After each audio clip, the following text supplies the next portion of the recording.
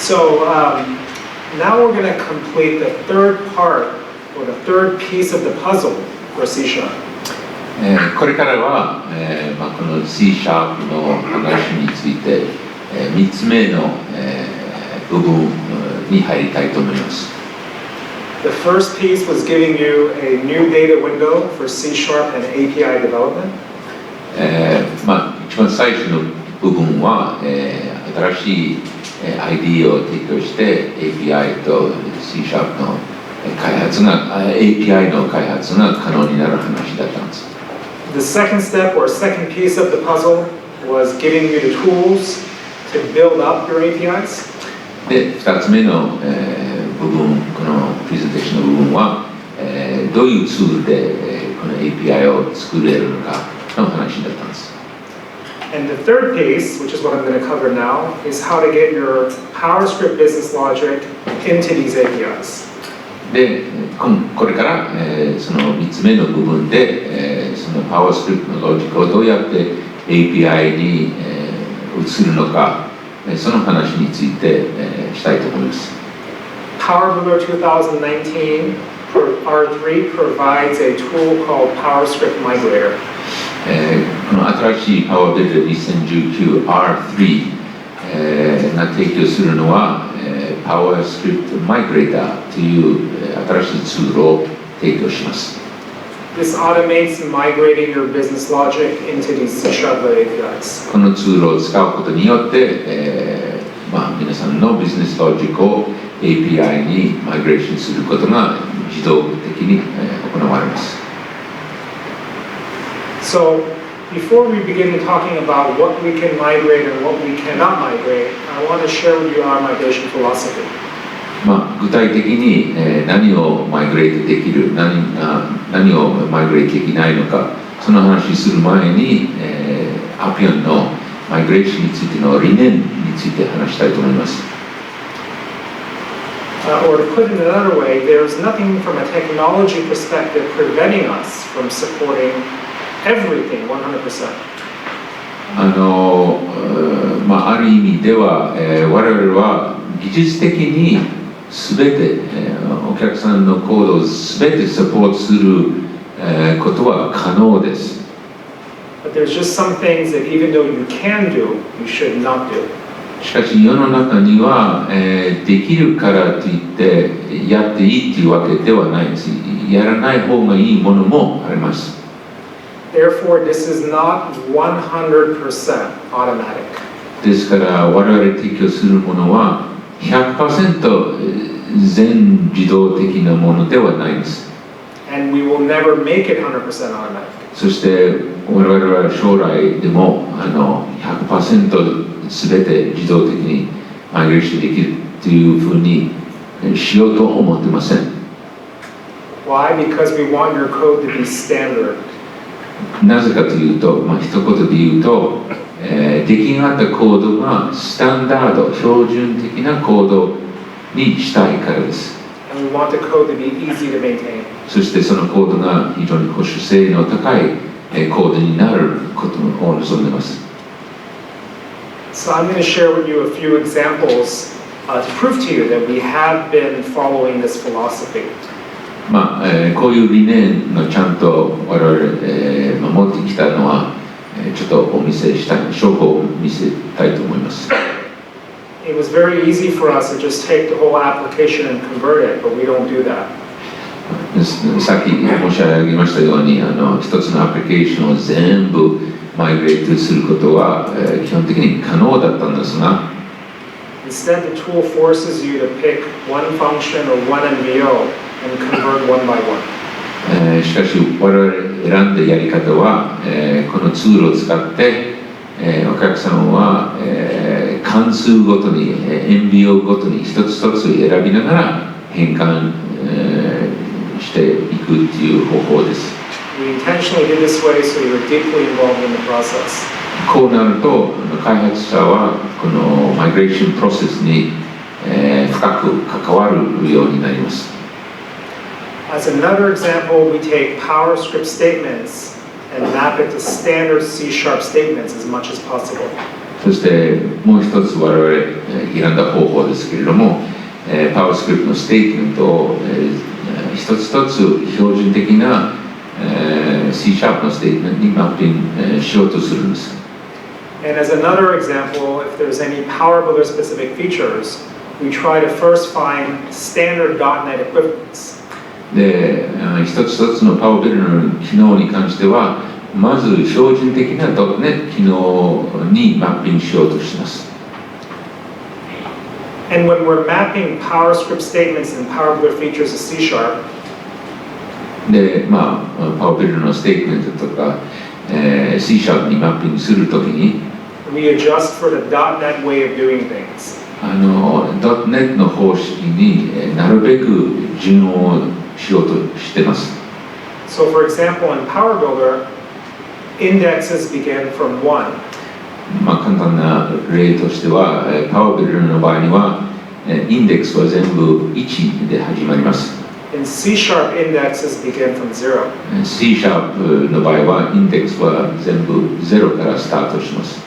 We automatically take care of making this adjustment for you when we do the conversion. ですから、マイグレーション、変換、アプリケーション変換を行うときには、Appeon は自動的にこういうところを代わりにやっていただけるわけです。These adjustments we make for you is additional work we have to do in the tool. もちろんこれを実現するためにはこのツールを開発するときに、Appeon 社の作業が非常に大きくなったんですが。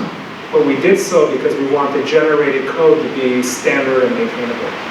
しかし、また繰り返しになりますけれども、Appeon は標準で保守性の高いコードを作れるようなことを望んでいます。Now, the .NET framework is not going to do 100% of all the features PowerBuilder does. ですから、.NET フレームワークでPowerBuilder の機能でできること全部、実現できないんですが、You've seen that we've already provided a data store. 先にお見せしたデータストアがありますよね。We also provide an additional bridge library to try to minimize this gap. しかし、出来上がったものがどうしても、ギャップが残りますけれども、このギャップを埋めるためには、Appeon は、ブリッジ的な、ソリューションを提供しています。But the bridge takes care of adding features to .NET that we feel are absolutely critical. で、このブリッジ機能は、絶対必要な .NET 機能を提供しているものです。And that we feel adding that feature to .NET is not going to compromise the maintainability of your application. で、このブリッジを使って提供する .NET の機能を使うことによって、出来上がったものの保守性とか、は別に損害を受けないんです。何も、不利なことは残らないです。So now let's talk about the components of this automated solution. では、Appeon のその自動的なソリューションのコンポーネントを見てみましょう。It's a combination of tools and libraries. このソリューションはツールとライブラリの組み合わせです。That accelerate the migration of your PowerBuilder business logic to C# REST APIs. で、これを使って、PowerBuilder のビジネスロジックを、C# の REST API に変換することを早める、加速する、ツールになっています。And this is included at no additional charge in every Universal Edition subscription. で、このツールは2019 R3 のUniversal Edition に全て含まれています。So of course you're going to have the Snap Develop IDE because you'll be developing in C#. もちろん Snap Develop という IDE はこれにも含まれています。You're also going to definitely need a data window converter plugin because your existing application is data windows. そして既存のアプリケーションはデータ Windows のアプリケーションですから、データ Window Converter というプラグインも提供されます。The .NET framework does not have a data store, so we provide that to you, the .NET data store. そして、.NET フレームワークにはこのような .NET データストアの、IDE は提供されてないんですから、これを提供されています。And then you get the PowerScript Migrator plugin. それから PowerScript Migrator プラグイン、今申し上げたものも含まれます。This is a plugin so the Snap Develop can read your PowerScript and generate C#. これによって Snap Develop はC# を、生成することが可能になります。And then, as I mentioned, we provide a C# bridge library to add some additional features of .NET. そして、.NET に、追加の、機能を追加するためにこの C# bridge、我々 PowerScript.bridge というツールも含まれます。So let's talk a little more detail about the PowerScript Migrator plugin, what it exactly does. では、この PowerScript Migrator プラグインについてもう少し詳しく見てみましょう。It's going to migrate your non-visual PowerScript statements to C#. まず、Non-Visual PowerScript Statement を C# に、マイグレートするツールです。Any embedded SQL statements you have in your application will also be migrated for you to C#. そして、埋め込まれている SQL ステートメントも、マイグレートされます。It will also migrate any PowerScript code that is calling data windows or data stores.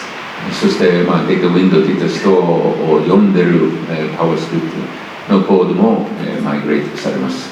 But remember, these are server-side APIs, so any code that's non-visual is not going to work. これは全部サーバーサイドの話ですから、ノンビジュアルのコードは、マイグレートされません。I'm sorry, let me correct. Any visual code is not going to work. 今違いました。すみません。ビジュアルのコードはマイグレートされません。And now let's talk about the C# bridge library. じゃあ、では C# のブリッジライブラリのことを詳しく見てみましょう。We use this as minimally as possible because we want your application to be as standard as possible. さっき申し上げたように、アプリケーションがなるべく標準なコードで出来上がるように望んでますから、このブリッジを最小限に、使うべきものです。But even though we use it minimally, this library plus the .NET data store is enough to bridge a lot of the gap. 最小限に使ってほしいと言いながら、これプラス、.NET データストアを一緒に使うとかなりの部分をマイグレートできるわけです。So what this library helps to bridge is supporting the blob data type of PowerBuilder in C#. このブリッジを使って例えば、ブロックデータのマイグレーションがサポートされています。It also takes care of dealing with unbounded arrays. それから可変配列というかこういうもののマイグレーションも、サポートされます。Unbounded array is something PowerBuilder allows you to do, but C# does not. この可変配列という機能は PowerBuilder でできるんですけれども、C# ではできないんです。We also add some system functions that .NET does not provide. それから .NET が提供しない、いくつかのシステム関数も、提供されます。We also extend the .NET data store with additional features that are important for migration. そして、マイグレーションに非常に役に立つデータストアの拡張機能も、追加されています。So just to clarify, you can use the .NET data store to build a completely new API, or you could leverage it to migrate your existing code over. ですから、念のために、ちょっとはっきりさせていただきたいんですけれども、この .NET データストアで全く新しい API 開発のために使えるし、あるいは既存のアプリケーションを、マイグレートするためにも使えるわけです。When migrating existing code over, it becomes important to support things like save as and import string. 既存のコードをマイグレーションするときに、save as、import string みたいなもの、これのサポートが必要です。And then basic embedded SQL can be directly migrated to C#, but complex embedded SQL cannot. 埋め込み SQL についてですが、基本的なベーシックな埋め込み SQL は、直接、C# に、マイグレートできるんですけれども、複雑な、埋め込み SQL の場合には、簡単ではないです。So the bridge library takes care of bridging this gap on the embedded SQL support. こういう、ギャップ、この複雑埋め込み SQL のマイグレーションのためには、ブリッジが必要になってくるんです。To .NET, it adds support for cursor, stored procedure, and dynamic SQL. 例えば追加される .NET 機能としては Cursor, Stored Procedure、そして動的 SQL、こういうものがサポートされます。So let's talk about how much is automated. I said it's not going to be 100%. But the good news is it's actually fairly high. 先ほど自動的なマイグレーションは可能だと言いながら 100% になりませんよと説明しましたけれども、でもそう言いながら結構高い率でマイグレーションが可能です。More than 90% of PowerScript syntax can be automatically migrated, including data types. 例えば PowerScript の構文の場合はデータ型を含む話ですが、90% までの自動マイグレーションが可能です。If you were to make a list of commonly used system functions, we support more than 75%. 世の中に、よく使われているシステム関数を見れば、Appeon は、70% 以上をサポートしています。Embedded SQL, we can handle more than 90% of the code you write automatically. 例えば埋め込み SQL に限って、コードの 90% は、このソリューションでサポートされています。And the PowerScript code you write that references data window features, we can handle 80% of non-visual codes. データウィンドウの中に関しては、非表示機能の場合は 80% がマイグレートできるんです。So just to illustrate what I mean by non-visual code, a data window retrieve is non-visual. 非表示機能というと、一つの例ですが、データウィンドウの retrieve。A data window retrieve is non-visual. データウィンドウの retrieve は、これは非表示のものです。But changing the background color of the data window row, that's visual. しかし、例えば一つの行の背景の色、これの変換はビジュアルになります。Your structures can be more than 90% automatically converted. 構造体の 90% 以上はマイグレートできます。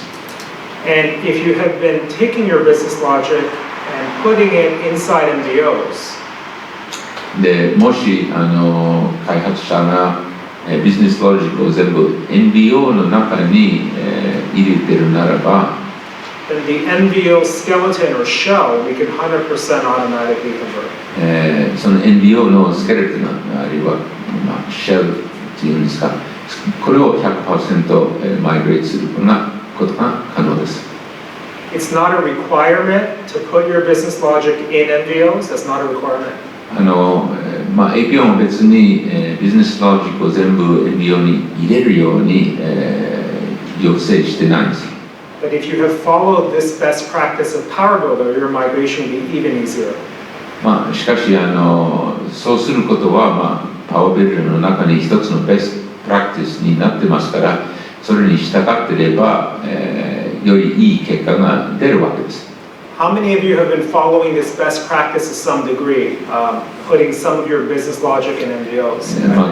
ここで集まっている方の中で、実際ビジネスロジックの一部でも、MBO に入れる、方法、それをちゃんと守っている方は手を挙げてください。誰もやってない。Anyone dares raise your hand? 一人ほとんど入れてない。ということですか。Just so for Rusty not to feel bad, no matter I'm in US or Europe, I get the same feedback. Most people have not been following this best practice. 実は北米ヨーロッパでも同じ質問をするときに結局ビジネスロジックをエンディオに入れてない人が圧倒的にまだ多いです。So let's talk about the migration result. We talked about how much we automate, but what do you end up with after all this code is generated? 最終的にマイグレーションを行ってからどういう結果が出てくるんですか。さっき何%マイグレーションできるのか見てきたんですけれども、でも実際出来上がったものはどういうものですか。We're going to end up with a standard C# Web API that is not proprietary. 出来上がったものは、標準的なもので、そしてプロプライタリーではない、API が出来上がるわけです。So when I say not proprietary, when I say standard, I mean it can be easily maintained by PowerBuilder or .NET developers. そうすると、標準で、プロプライタリーではないものになっていれば、PowerBuilder または.NET の開発者どちらでも簡単にその API を保守できるんです。It also means that you can use any C# IDE to maintain the migrated result. そしてマイグレートされたものを、維持する、保守するためにはどの C# IDE ツールを使ってもいいんです。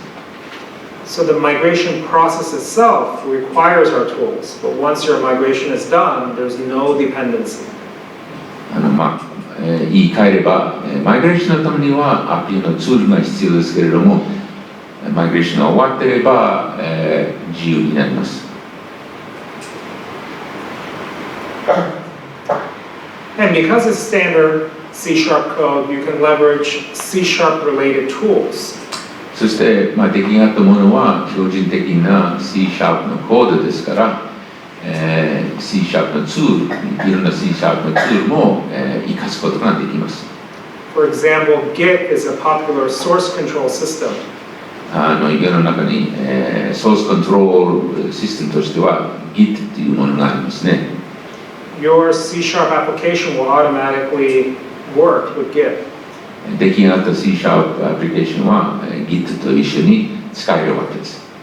Or as another example, SonarQube is a popular code analyzer. コードアナライザーとしては SonarQube という製品があります。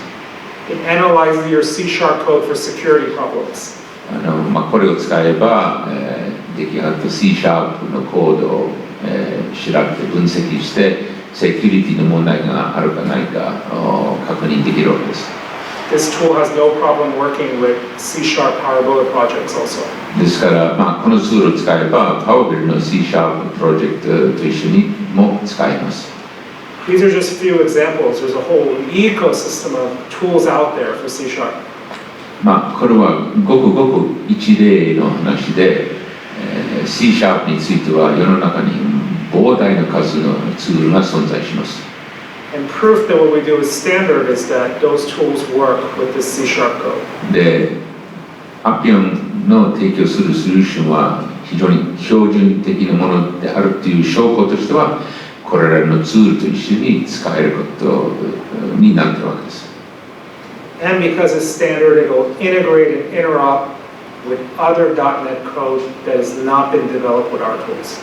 そしてもう一つの利点は、出来上がったものは、Appeon ツールでない、形で作られた .NET のものと一緒に、総合利用が可能です。So I want to make sure there's no confusion. I'm not trying to push you away from PowerBuilder into C#. That's not our goal. 一つちょっと誤解がないように強調したいんですけども、Appeon は決して、皆さんを PowerBuilder から離せて C# の方向に推し進めようとしているわけではないんです。What we're trying to do is push you to move your systems, IT system, from a 1990 architecture to a 2020 architecture. 我々の狙いは皆さんのアプリケーションを、皆さんのアプリケーションのアーキテクチャを、1990年代のアーキテクチャから2020年代のアーキテクチャに移ってほしいんです。That architecture means having an API-enabled architecture. そのアーキテクチャの中身を見ると API に基づくアーキテクチャになっているわけです。And if you're going to do APIs, you're either going to do it in C# or Java. で、API、っていう開発方法を選ぶならば、世の中に、C# または Java っていう選択しかないんです。So what we're doing is adding what's good about PowerBuilder on top of C#. で、我々やろうとしているのは結局 PowerBuilder の一番いいところを、C# の上に、載せようとしているわけです。And our tools are trying to automate or eliminate some of the work to move from the old architecture to the new. 我々のツールによって使うことによってその古いアーキテクチャから新しいアーキテクチャに移ることがもっと楽になる。But we're not abandoning client-server architecture. Appeon は決してクライアントサーバーアーキテクチャを捨ててるわけじゃないです。Pretty much every Fortune 500 company has millions of lines of code written in PowerBuilder. 実は、Fortune 500、を見てみますと、ほとんど全てはどっかに、PowerBuilder で書かれている、コードいっぱい持ってるんです。So it's not realistic. All of these applications will be written anytime soon. で、こういうアプリケーションが完全に書き直されることは、全く非現実的な話です。But we have customers that at least want to move some of their most important systems to a proper architecture. しかし、弊社のお客さんの中には、やはりこの新しい、アーキテクチャに重要なアプリケーションを移したい、お客がいるわけです。So we want to help you get there faster with the benefits of PowerBuilder. で、弊社は、Appeon は、PowerBuilder の利点を生かしながら、その新しいアーキテクチャに移ることを早めて、早くできるようにしてあげたいと思います。So now Kutsu-san is going to demonstrate the C# code converter for you. で、この C# コンバーター、に関して、日本コンピュータシステムの阿久津さんがデモを、させていただきます。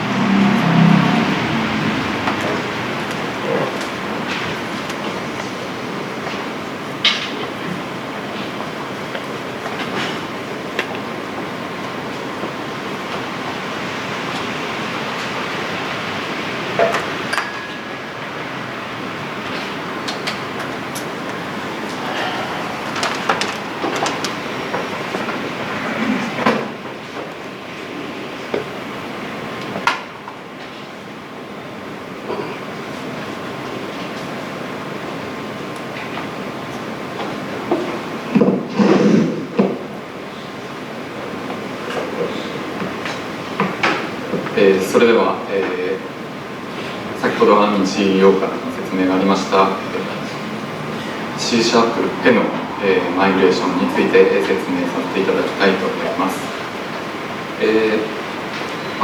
説明にもありましたが、マイグレーションできるのは、ノンビジュアルオブジェクト、基本的には、ノンビジュアルオブジェクトのみとなります。ので、そこは、お気をつけいただきたいと思います。早速ですが、まずはデータの型の変換から、見ていきましょう。こちらは、PowerBuilder で作成されたノンビジュアルオブジェクトとなります。中にはいくつかのメソッド、関数ですね、が作成されています。こちらを実際に、変換していきます。変換には、3つのメニューがありまして、1つは、変換して、クリップボードに格納する。で、もう1つが、変換して、このエディター上で、表示する。で、さらにもう1つは、このオブジェクト全体を変換、こちらは、関数単位での変換なんですが、こちらはオブジェクト全体を変換して、エディターに表示させるというものになります。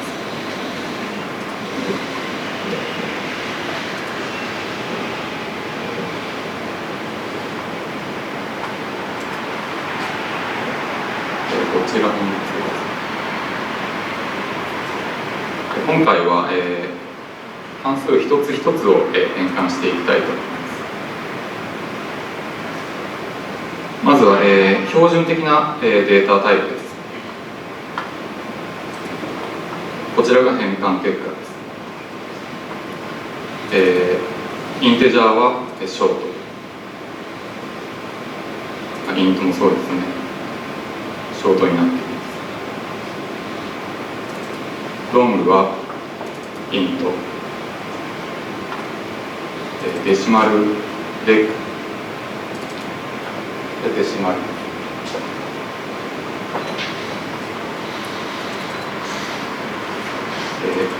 桁の指定があるデシマルと同じようにデシマルになっています。それからリアルが、フロート。ダブルはダブルです。アンサインドインテジャー。これは U ショート。ロングロング。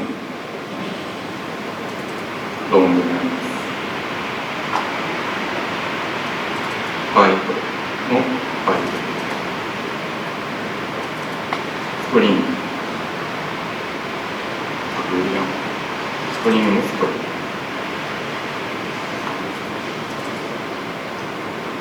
キャラ。こ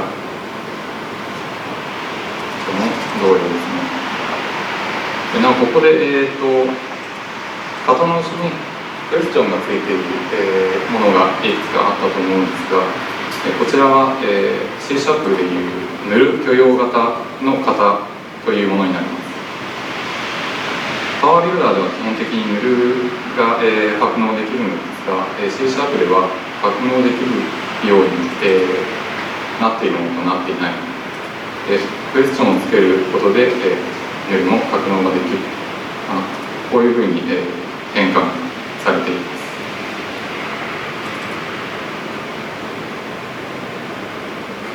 続きまして、デートタイ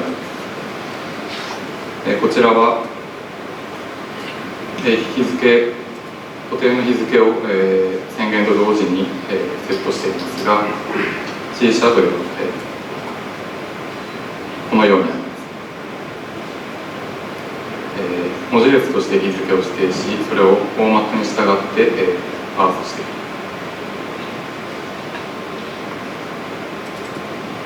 タイムも同様です。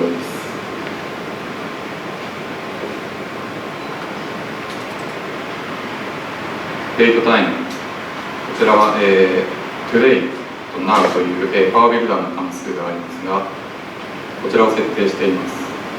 C# では PB global today PB global now。こちらが、先ほど Armeen というものからの説明がありました、ブリッジライブラリを使用しています。このブリッジライブラリを使用することで PowerBuilder の関数を使用することができます。でこのように、標準的な、データ型はそれに対応した C# の型に、自動的に変換されます。続いていきましょう。次はブロック型です。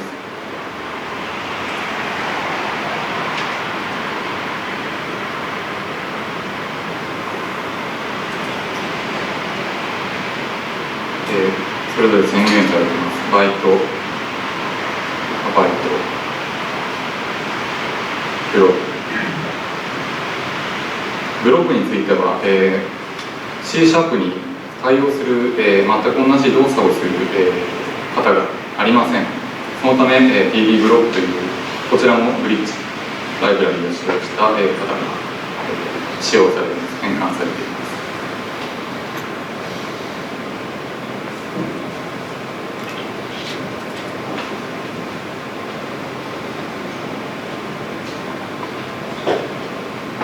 ブロック関数、文字列を、ブロック型に変換していますが、C シャープでは、このようにクリエイト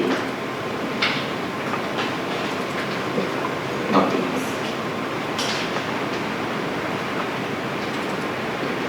ブロックミットも同様、こちらもブリッジライブラリを使用した、PB ブロックのブロックミットというメソッドを使用しています。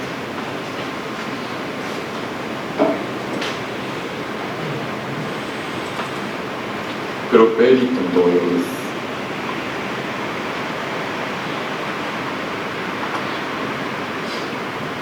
続いて、こ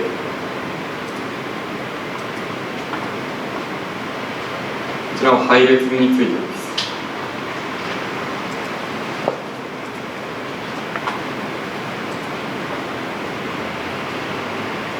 このように、要素数がすでに指定されている、配列については、このように同様に配列、3つの要素、同時に値も設定している。このように変換されます。二次元配列についても同様です。ただし、PowerBuilder の配列の格納の仕方、並び順と C シャープが異なりますので、このように順番が変わっています。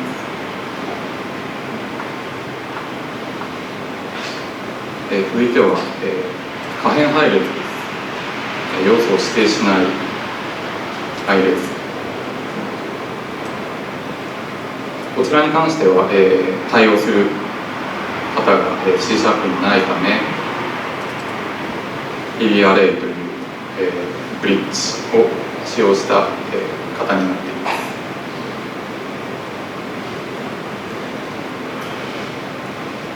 格納の仕方は同様になっていますが、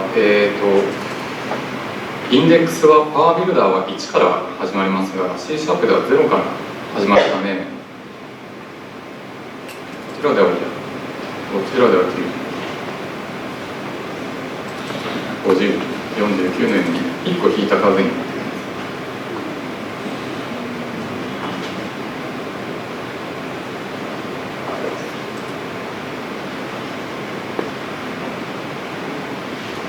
こちらも同様ですね。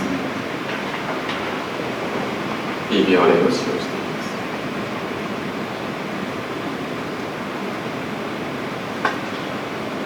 続いていきましょ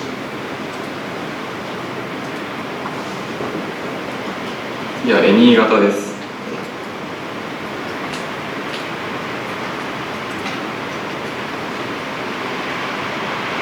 Any 型については、C シャープではオブジェクトに変換されます。オブジェクト型です。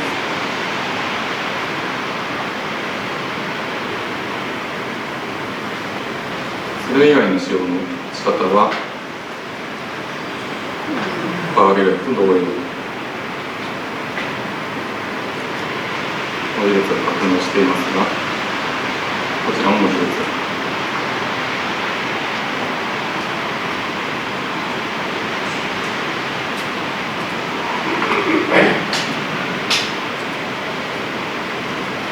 次は構造体についてです。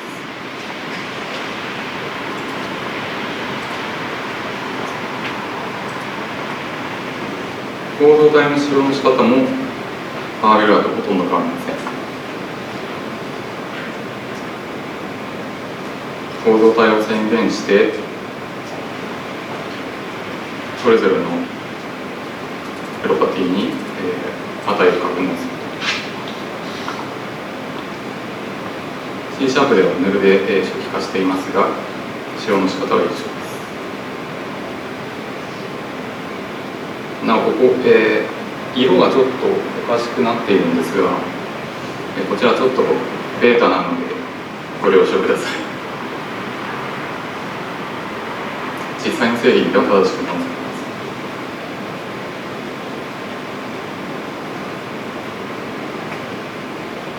こちらも、構造体ですが、構造体の中にさらに構造体を使用しているという使用の仕方です。こちらも同様に値を確認できます。なお構造体の、定義についてなんですが、こちらは少々変わっています。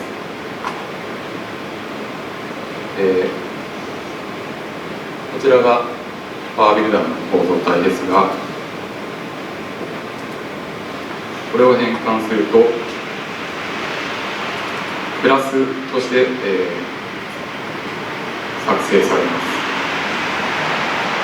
これは、C シャープの構造体は基本的に標準データ型しか、使用できないためです。標準データ型にしか使用できないんですが、こちらをプラスではなく、C シャープの構造体ストラクトにしたい場合はストラクチャーして、再度変換をかけるとこのようにストラクトに変換されます。ただしこのままでは使用できないので、こちらに、その注意を促すコメントが、挿入されます。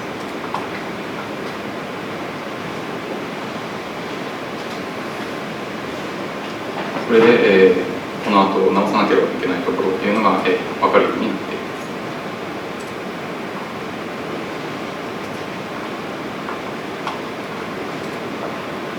す。続いては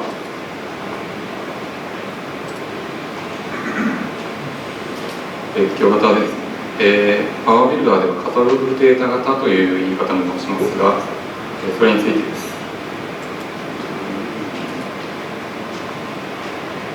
こちらにデータウィンドウアイテムステータスという、型があります。これはパワービルダー独自のものです。C シャープでは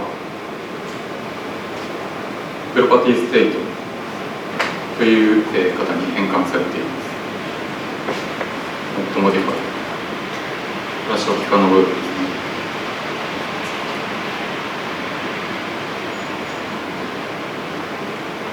ね。例えばその他にもゲットアイテムステータスで、プライマリから、ステータスを取得したいなんかは、今度は DW バッファーのプライマリという表記に変換されています。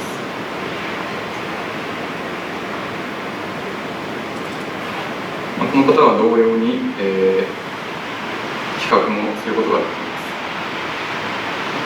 DW アイテムステータスが見るのかというのは、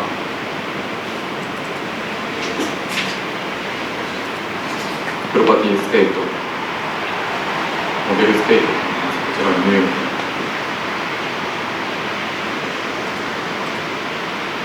というのように、変換がされています。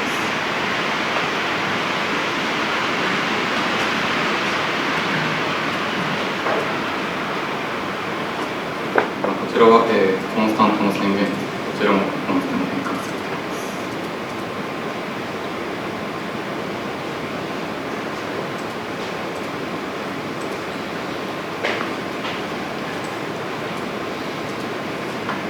す。続いていきましょう。続いては、標準的な、パワースクリプトの構文についてです。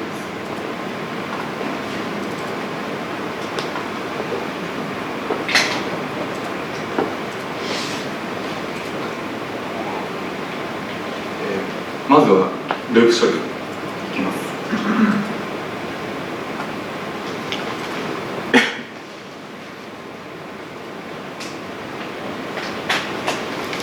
ループ処理のフォーネクストについてですが、C#ではこのように構文に変換されます。先ほども言いましたが、インデックスが1から始まるのがパービル、C# では0から始まるので、このように変換されています。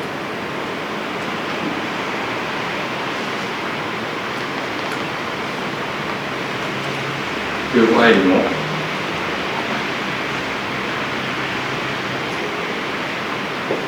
C# のホワイル文に変換されます。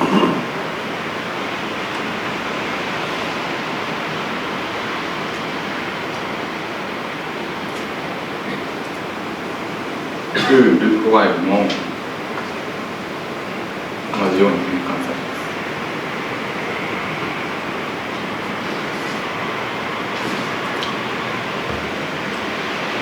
ルーアンケートも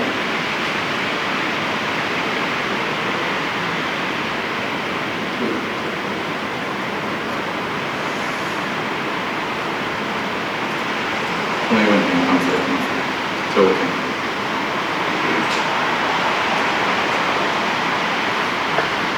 そしてリターン。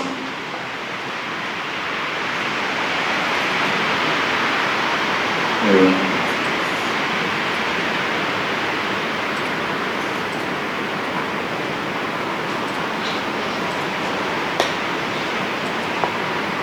次は if 文です。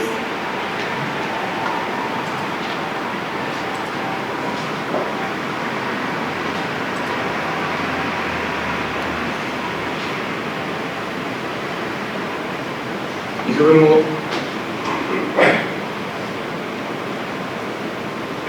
PowerBuilderとほぼ同じように見えますね。イコールの条件や、else if や else こちらも else if else と、上手に変換されています。注意ケース。こちらは C# ではスイッチ文がありますので、スイッチケースに変換されています。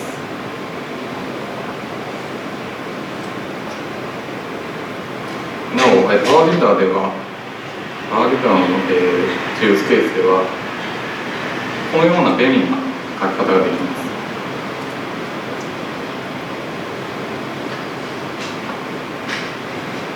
ケースが100より少ないかと、100から1000、このような便利な書き方がありますが、こちらは C# ではそれを再現するようにコードが書き換えられています。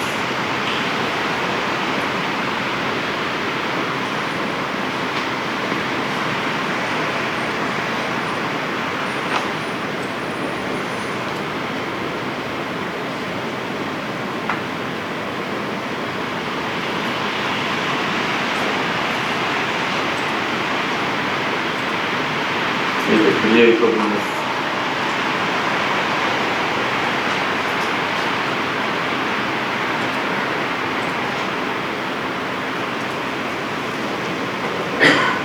こちらは、データストアをクリエイトしていますが、C# ではニューに変換されます。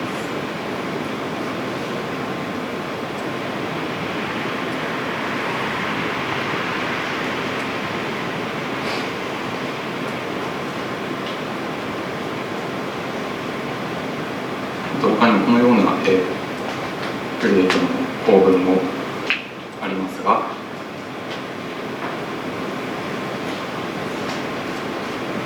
ちらは、クリエイトインスタンスというメソッドを使用して、再現しています。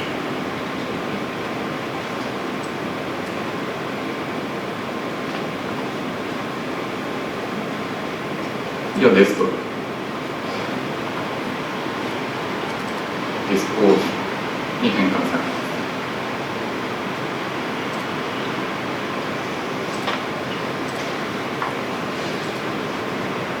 続いては、関数やイベントの呼び出しについてです。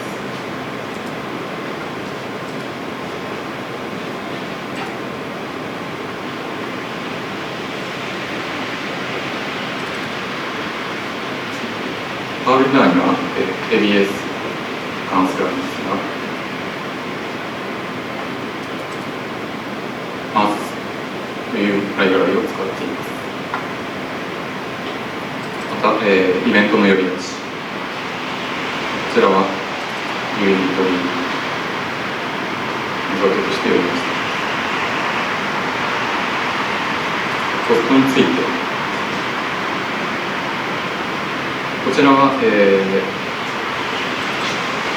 先ほどもアーミー CEO からありましたが 100% 変換できるわけではないので、コストについては、通常の呼び出しになっていますが、確認するよう、コメントが挿入されていま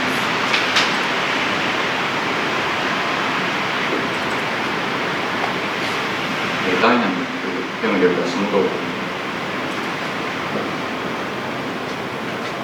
それから先祖の、関数を呼び出している。こちらは、PowerBuilder ではスーパーで呼び出しますが、C# ベースで呼び出しています。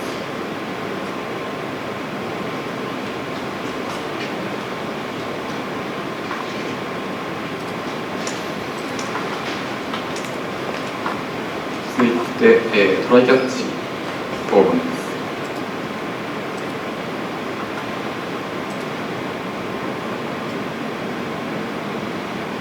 トライキャッチについてもほとんど同様です。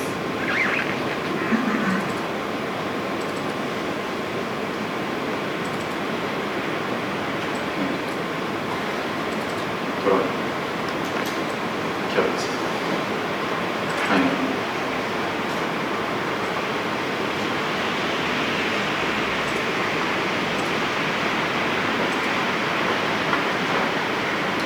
続いては、グローバル関数です。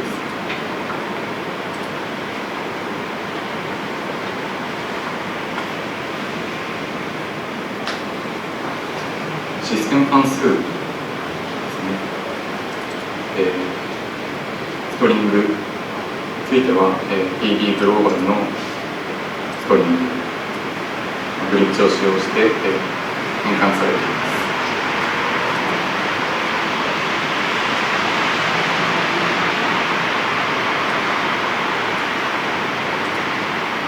フィルについては、すでに同様の関数がありますが、構文が違うので、このように変換されています。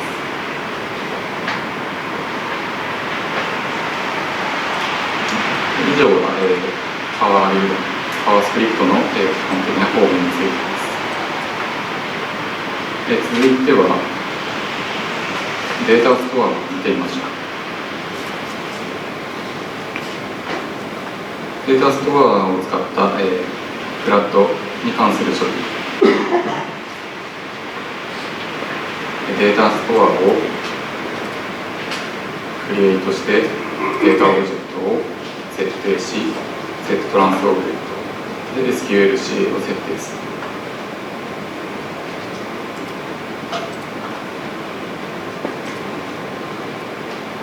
る。C# ではこのように変換されます。ニューでデータストアインスタンス化し、データオブジェクトを設定。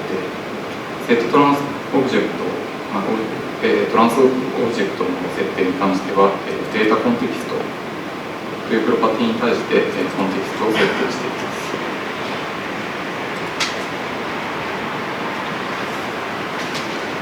す。クリエイト、データのクリエイトですね。インサートロー、そしてセットアイテムしていますが、こ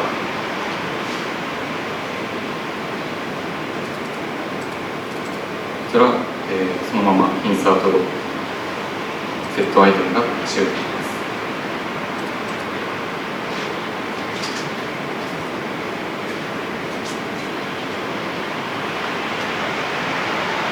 コミットとロールバックについては、コンテキストのコミット、またはロールバックのように変換されます。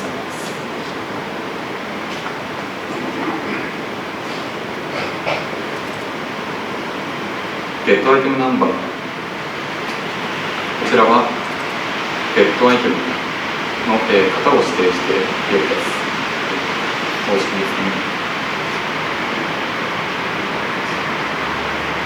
この方面は、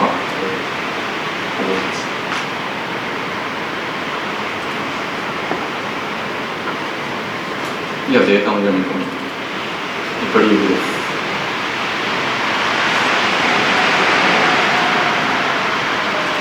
こちらも同様にリトリーブを呼び出しています。これいつも同じです。1より少ない場合はマイナス1を書いて、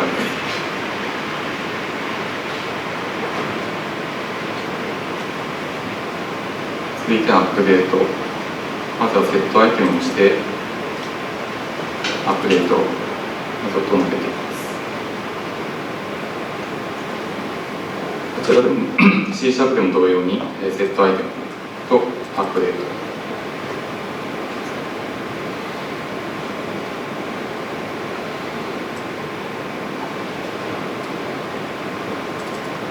デリートもデリートド、C# もデリートド、そしてアップデート。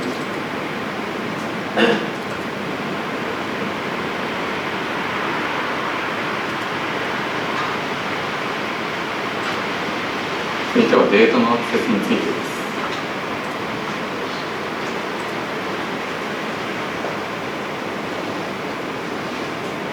データストア上のデータにアクセスする場合は、PowerBuilder ではゲットアイテムナンバーやゲットアイテムストリング等を使用します。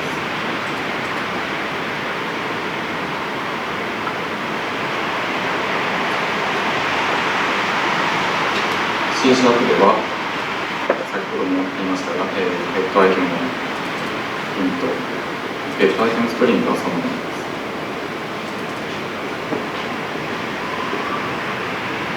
データウィンドウは、カラムを番号で指定することもできます。カラム名で指定することもできます。これは C# でも同様に番号や名前で指定することができます。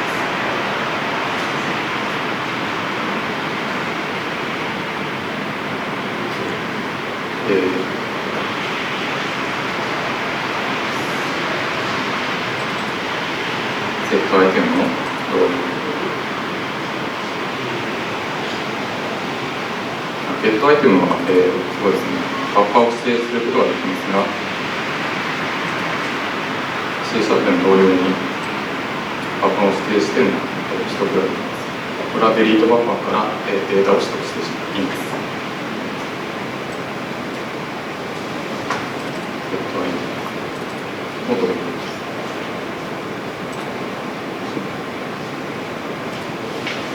続いて、データウィンドウのプロパティへのアクセスについてです。データウィンドウのプロパティのアクセス、主にこういったドット表記があります。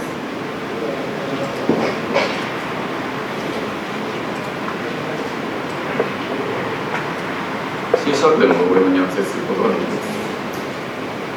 ドット表記です。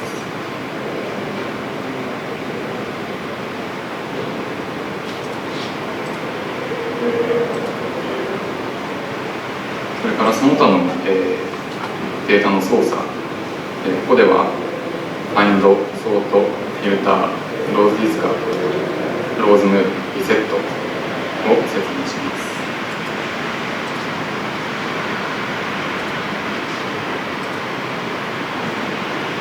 まずは Find。C# では Find Index というメソッドに変換されます。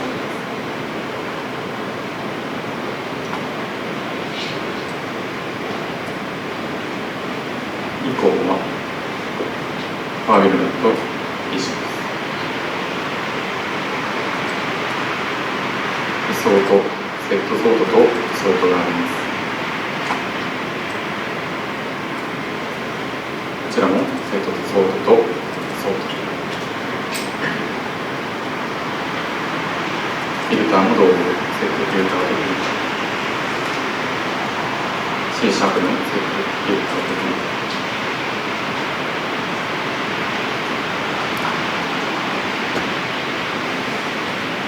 フロートディスカード、これはデリートバッファーの、データを、破棄する、関数ですが、C# でも同様にしよう。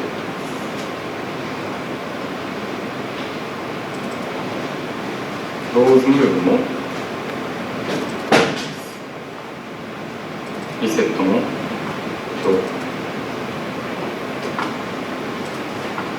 続いていきます。次は、ドロップダウンデータウィンドウに関する、スクリプトです。ドロップダウンデータウィンドウはデータウィンドウチャイルドを宣言し、ゲットチャイルドを使用して、データウィンドウを取得します。それに対して、セットトランスオブジェクトとリトリーブを、コントロールしていますが、C# では、データストア、親も子も、データストアです。それに対して、ゲットチャイルド、それから、データコンテキストを設定し、リトリーブという形に変換されま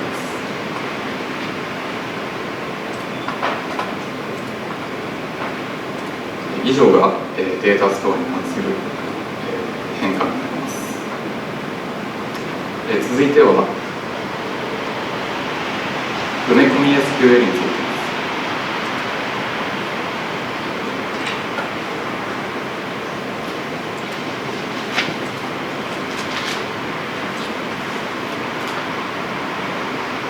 こちらでは、埋め込み SQL でインサート文が記述されています。C# に変換された場合、インサート文を文字列に確認し、エグゼキュートノンクエリというメソッドを使用しています。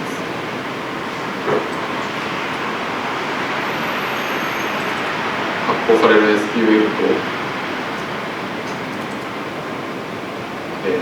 結果を格納する変数、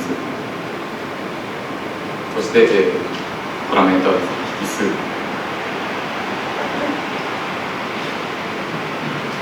ちらでは、このように記述されています。続いてセレクト文です。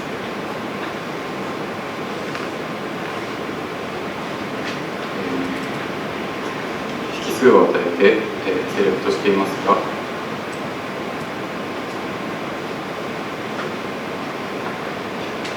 ちらも、C# ではクリエイト文と同様に SQL 文字列にし、スカラーというメソッドを使用しています。このスカラーというのは、1行目のデータの先頭のカラムを返すというもので、自動的に、これに変換、スカラーを使うように変換されています。元のデータが、元のスクリプトが、単一項目のみになってセレクトになっていますので、自動的に変換されます。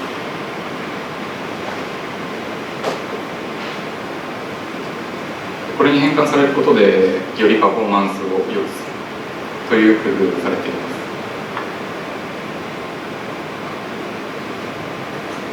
次は、複数項目のセレクトです。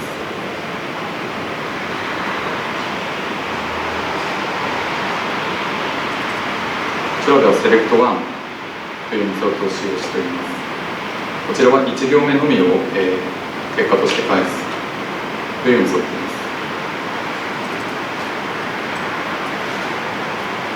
SQL そして、パラメー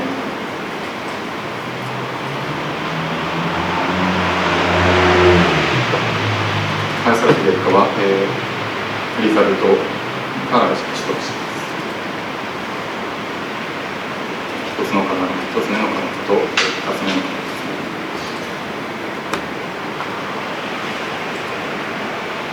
アップデートについてです。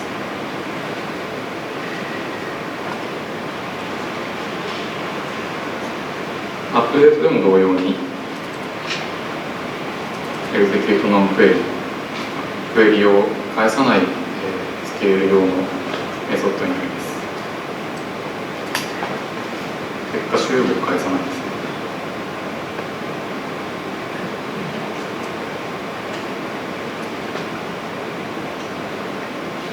このような、引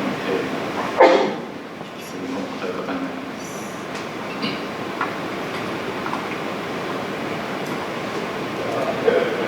デリートも同様。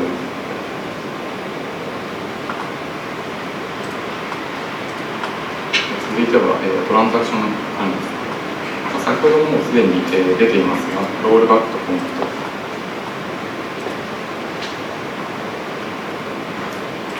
コンテキストのロールバック、コミットというように変換されます。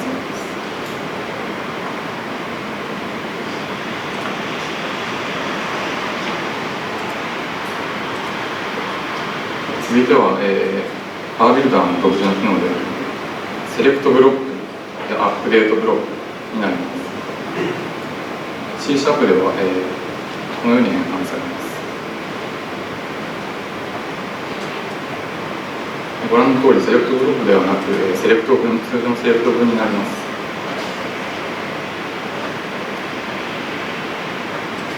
先ほどのスカラーで、タイプを指定して、呼び出すことで、自動的にバイト型になって、結果が返されるとなります。アップデートブロックについての動画です。通常のアップデート文に変換されま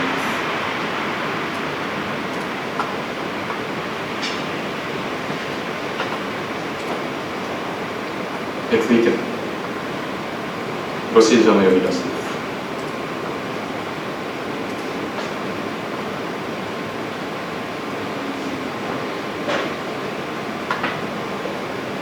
ここで、デクレアプロシージャーしています。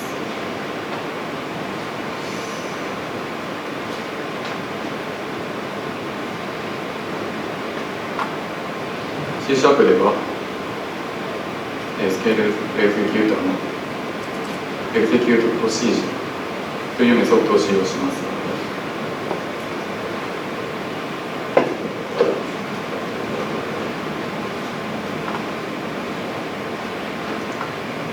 こちらは、宣言とエグゼキュートが、一緒になっていますね。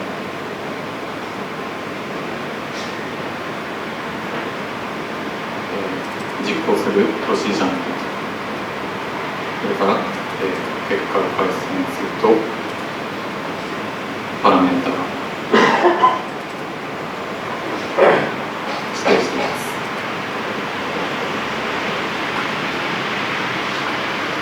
そして、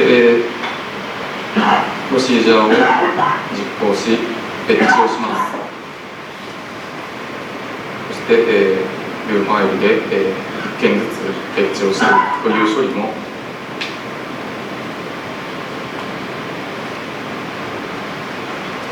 NEXT というメソッドで、リザルトセットに対して、呼び出しています。これを確認し、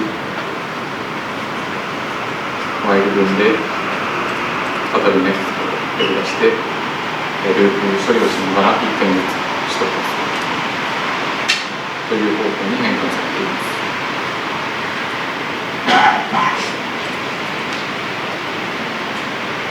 続いてはカーソルの使用です。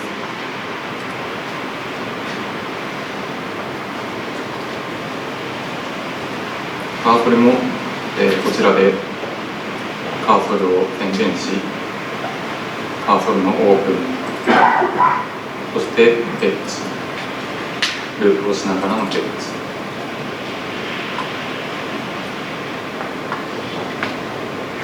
エグゼキュートカーソルというメソッドを使用しています。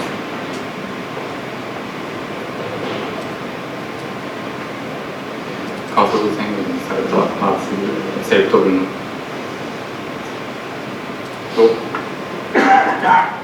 結果セットを格納するアウトパラメータ、そしてインパラメータ、プロシージャーと同様に NEXT を呼び出し与える格納、そしてループをしながらまた NEXT で1件格納します。そして、カーソルのクローズになったりしま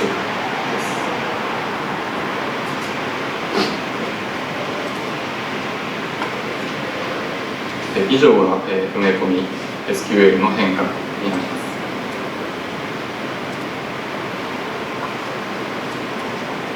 続いては動的 SQL の変化です。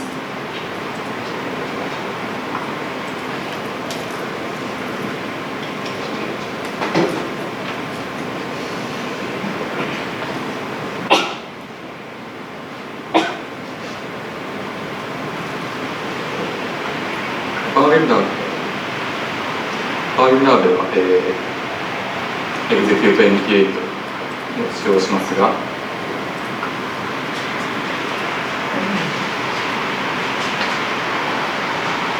C# では、先ほどのように Execute Non-Query を使用したり、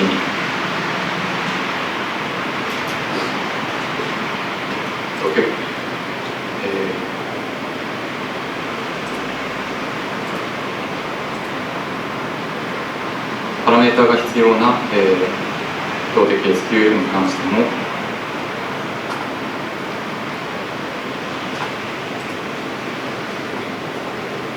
Execute Non-Query、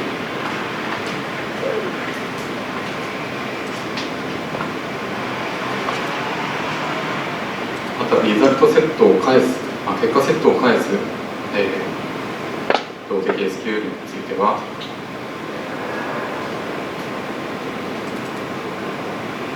エグゼキュートカーソルという、先ほどのカーソルと同じ方法を、に変換され、再現しています。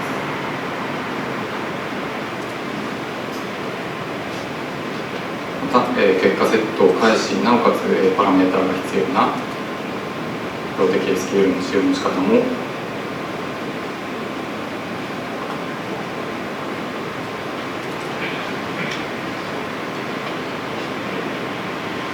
正しく、変換されています。